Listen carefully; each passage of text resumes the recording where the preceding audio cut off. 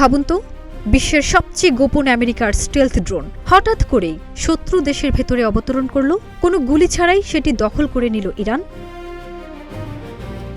2011 সালে আফগানিস্তান সীমান্তের কাছাকাছি নজরদারি মিশনে ছিল লকহিড মার্টিন RQ-170 সেন্টিনেল। এই ড্রোনটি যুক্তরাষ্ট্রের অত্যন্ত গোপন গোয়েন্দা প্রযুক্তির অংশ। ইরান দাবি করে তাদের ইলেকট্রনিক যুদ্ধ ইউনিট ড্রোনটির সিগন্যাল বিভ্রান্ত করে এবং সেটিকে নিজেদের নিয়ন্ত্রণে নিয়ে আসে।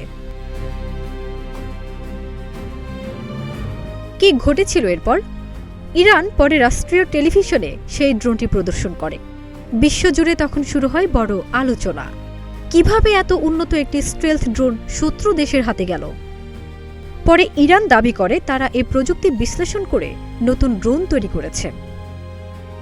এর মধ্যে উল্লেখযোগ্য শাহেদ 171 সিমর্গ এবং শাহেদ 191 শায়েগে। এই ঘটনাটি এখনও সামরিক প্রযুক্তির ইতিহাসে অন্যতম আলোচিত ঘটনা।